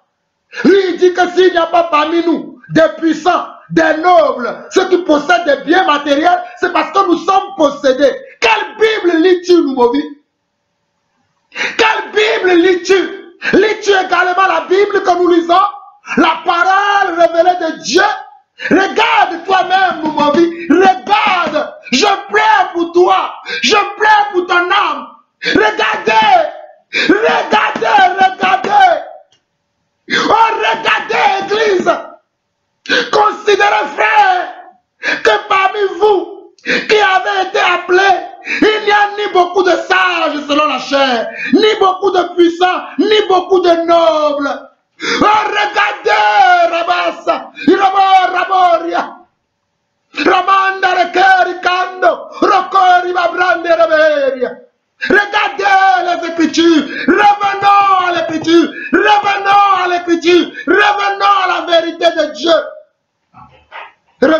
parole révélée de Dieu. Revenons à la source. La source, c'est la parole de Dieu. La source, c'est la parole de Dieu. Regardez. Considérez. On nous dit de considérer. Considérer veut dire prends cela à cœur. Considérer veut dire note-le bien. Note bien ça. C'est ça ce que cela veut dire. Considérer, ça veut dire note bien ça. Ne regarde pas à côté. Considérez, frère, que parmi vous qui avez été appelés, si tu es vraiment appelé, tu dois comprendre ça au lieu de dire des âneries, de dire des conneries dans tes enseignements, tu dois dire la vérité telle qu'elle est dans la parole. Considérez, frère, que parmi vous qui avez été appelés, il n'y a ni beaucoup de sages selon la chair, ni beaucoup de puissants, ni beaucoup de nobles. Ni beaucoup de nobles. Mais Dieu a choisi les choses folles du monde pour confondre les sages. Dieu a choisi les choses faibles du monde pour confondre les fortes. Je rends grâce à Dieu que Dieu m'a choisi. Moi qui étais le misérable de ma famille. Moi sur lequel personne n'avait misé. Oh, Raboria, Ikaramanda Raboria, oh, Rekeri Masanda Raboria. Personne n'a misé sur moi, je vous dis la vérité. Allez questionner ma famille. Je viens de la famille Larson Elou. Allez la consulter. Personne ne m'a considéré. Personne ne m'a considéré. Personne n'avait misé sur moi. Mais c'est Dieu qui m'a appelé. C'est Dieu qui m'a oint en tant qu'apôtre dans son église. Personne n'a misé sur moi. Et jusqu'aujourd'hui, il y a encore des gens qui doutent de moi, qui doutent de mon appel. Mais cela est normal. Au temps de Jésus, ses frères n'ont pas cru en lui. Au temps de Jésus, les gens de son village, Bethléem, n'ont pas cru en lui. Et il n'a pas pu faire de grandes choses dans cette ville-là parce que les gens ne croyaient pas en lui. Donc pourquoi pour moi ça doit changer? Vous ne croyez pas à mon ministère, je le sais. Quand je vous corrige, je vous dis la vérité. Certains d'entre vous graissez des dents contre moi. Vous voulez ma mort, mais je mourrai à mon temps. Je mourrai à mon temps. Même si je dois mourir, je mourrai comme mes prédécesseurs. Je le sais, Dieu m'a prévenu. Je suis un homme averti. Je rends grâce à Dieu que pour l'instant, vous cherchez par tous les moyens pour me tuer, pour m'éliminer. Mais je tiens encore debout et je tiendrai encore longtemps afin de sauver vos âmes, afin de sauver vos âmes, afin de sauver vos âmes, afin de sauver vos âmes. Pas moi toutefois, mais sa grâce sur ma vie, son onction sur ma vie. Je vais aller jusqu'au bout et je vais prier pour vous. Verset 27 au verset 31. Mais Dieu a choisi les choses folles du monde pour confondre les sages. Dieu a choisi les choses faibles du monde pour confondre les fortes. Et Dieu a choisi les choses viles du monde et celles qu'on méprise, celles qui ne sont point, pour réduire à néant celles qui sont, afin que personne ne se glorifie devant Dieu. Or, c'est par lui que vous êtes en Jésus-Christ, qui par la volonté de Dieu a été fait pour nous sagesse, justice, juste sanctification et rédemption, afin que, comme il est écrit, que celui qui se glorifie dans le Seigneur. Éternel mon Dieu, me voici arrivé à la fin de ce message que tu m'as mis à cœur, de pouvoir interpeller l'évangéliste Dodji, nous m'ont vu Paul, de pouvoir interpeller ses fidèles, les membres de son église, de pouvoir interpeller tous les hommes qui sont dans la même posture que ce pasteur Dodji, nous m'ont vu Paul. Éternel mon Dieu, je ne connais rien, je ne sais rien si c'est toi qui m'utilises comme un instrument entre tes mains. Papa, je m'agenouille devant toi, tel Moïse qui avait prié pour sa soeur et Aaron, papa. Tel Abraham, Seigneur Dieu, qui a prié pour son neveu Lot et pour la vie de Sodome et de Gomorrhe, papa. Oh mon Seigneur et mon Dieu, me voici moi aussi, agenouillé devant toi, papa, ce matin. afin que tu ne tues pas, Seigneur Dieu, afin que tu ne tues pas, papa. Peut-être, Seigneur Dieu, ces hommes se repentiront. Peut-être, Seigneur Dieu, ces hommes reviendront de leur péché. Peut-être ils vont revenir à toi, papa. Tu m'as dit d'aller parler encore, Seigneur Dieu. Et je n'ai pas hésité, j'ai parlé pendant des heures. Pourtant, je suis fatigué physiquement. Pourtant, je demeure dans une fatigue extrême, papa. Mais de ma fatigue extrême, tu t'es révélé encore. Tu m'as utilisé encore comme un instrument. Et je veux bénir ton nom, mon Dieu, mon roi. Je veux bénir ton nom, Saraboria. Irabora Kandaraboribe. Ikariabora Sandaraboria. Yakari Bandaraboro Borosheria. Rikamandarabo Rabosoko Rabaranda Ramaria. Robroseke Rabroto Koribahandereberia. Ikarabrosondo Raborote Kerabahanda Ramaria. Oriaboshika Rabroto Korabasondo Rabodoria. Rekrenda Ramahika Rabasanda Rabaroto Korohoria. Ikanterehenda Rasanda Brakadarabaria. Seigneur, je ne dors pas la nuit. Je prie pour tes enfants un peu partout dans le monde. Je prie pour tes serviteurs un peu partout dans le monde. Je prie pour que chacun d'entre nous revenons à la source de ta parole. Nous revenons vers toi. Toi qui es notre Père. Toi qui es notre berger. Éternel mon Dieu, je t'en supplie. Peut-être il y a encore quelqu'un qui va écouter ce message et il va se repentir, papa. Peut-être il y a encore un de tes enfants quelque part. Peut-être, papa, il y a encore une âme qui va écouter ce message et il sera touché par ta parole. Il sera touché par ton onction. Il sera touché par ton esprit. C'est pour eux que je parle. C'est pour eux que je parle, papa. Mais pour ceux-là, à qui toi-même tu as déjà parlé, tu as déjà révélé beaucoup de choses, mais ils s'abstinent. Ils demeurent toujours dans la rébellion. Éternel mon Dieu, tu dis dans le livre de 1 Samuel, chapitre 3 ou chapitre 2, que si un homme a un problème avec un homme, tu interviendras. Mais que si un homme a un problème avec toi, qui intercédera pour lui? Qui interviendra pour lui? Papa, malgré cela, je t'en supplie, papa. Je t'en supplie. Ne sévis pas. Attends encore.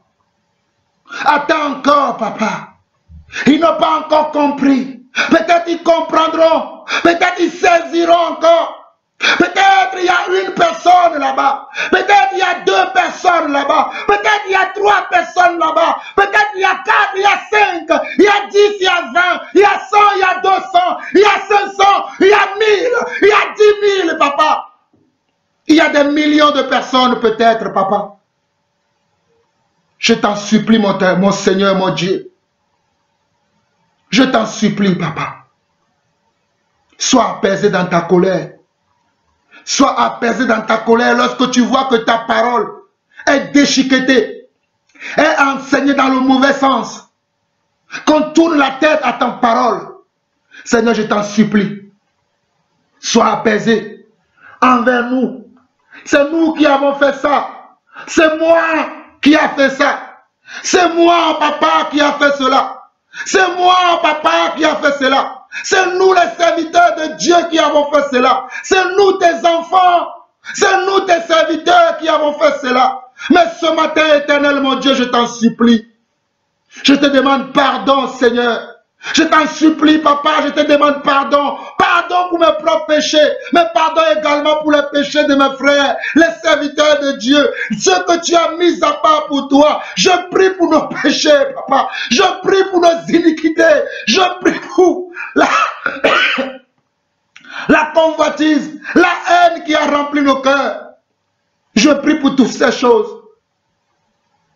Papa, s'il te plaît, agis pour nous, papa. Délivre-nous de toute forme de compromission, de toute forme de péché, de toute forme de sédition, de toute forme d'incompréhension, de toute forme de haine, de colère, d'animosité, de convoitise, d'orgueil de la vie. Car tu n'es pas dans toutes ces choses, papa. Tu n'es pas dans toutes ces choses, papa.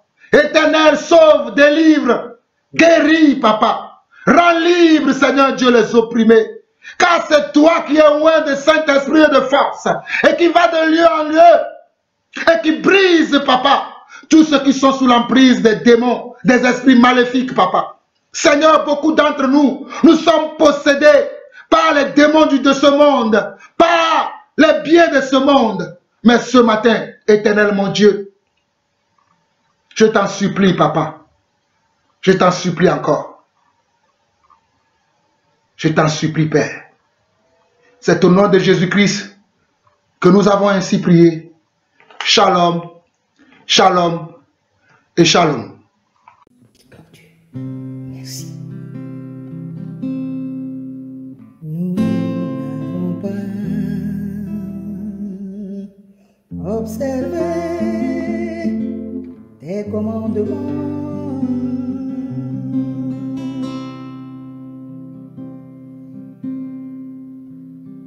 Nous n'avons pas observé tes commandements.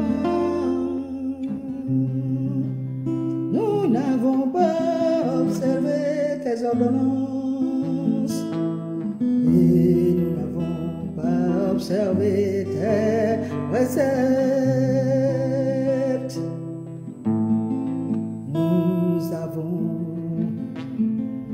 Nous avons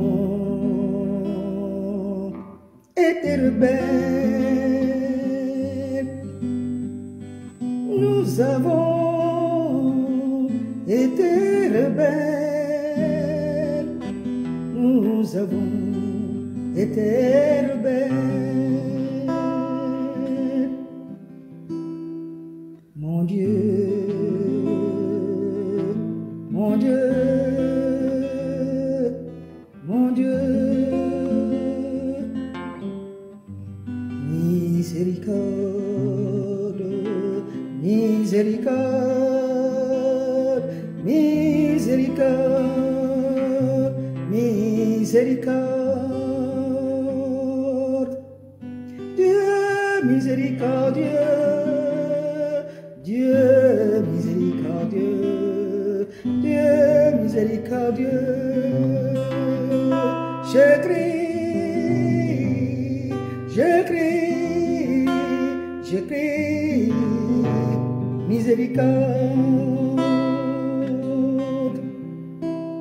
Je crie, je crie, je crie, miséricorde. Dieu miséricordieux, Dieu miséricordieux. Je crie, je crie, je crie, je crie, miséricorde, miséricorde, miséricorde, miséricorde.